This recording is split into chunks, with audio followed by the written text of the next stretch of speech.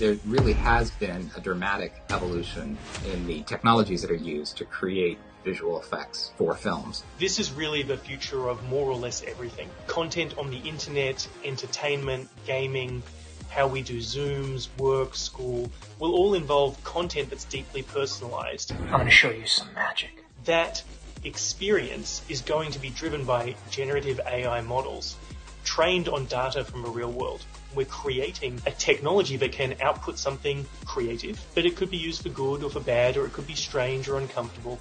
The more people understand about that process, the more we can smooth out some of the potential harms, the worries, the anxiety, and get faster to kind of regulatory outcomes and standards across technology, companies, government. That's really important. We're making tools that take those algorithms and put them to use in a narrative sense. So some of it is a bit traditional, like making someone younger, bringing someone back from the dead. Then there are foundational tools that surround it. AI mocap. Currently, when you're doing motion capture, you've got a lot of cameras, and you are wearing often those dots, even on your face. These are markers so that the computer system can understand what's going on. With AI, you can start losing the markers and all the things that restrict you. If you eliminate all those barriers, you're getting more into the art.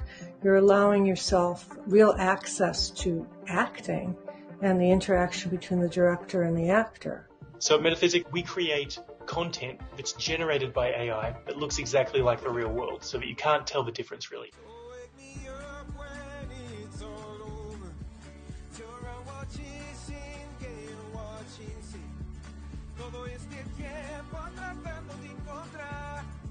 So we can actually do things with AI that are impossible with traditional methods. To get that really hyper-realistic look that doesn't look uncanny, doesn't look weird, doesn't look CGI, you really need AI in order to do that. The other big advantage is that it's much, much cheaper to do AI than traditional 3D or VFX CGI.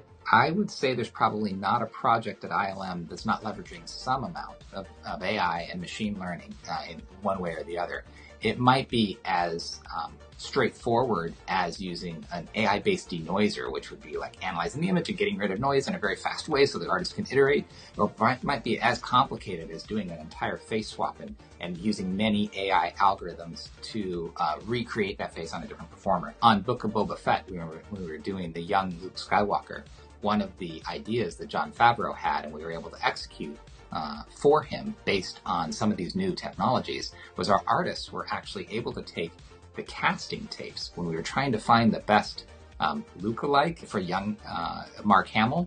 We could actually take the casting tapes and put Mark Hamill onto the potential candidate. Being able to more quickly run these iterations, even at medium quality, was able to really validate the casting process. When you can streamline the very time-consuming processes that the computer used to have to churn on for hours and hours, and sometimes that can be accelerated dramatically with some of these new machine learning tools. When you can streamline that down, you can actually think about the creative process in a different way. You can be more experimental. You can take more risks because you know you're going to get more creative opportunities. Film brought in all these tools, cameras, blue screens, motion control. All were ways to tell a story.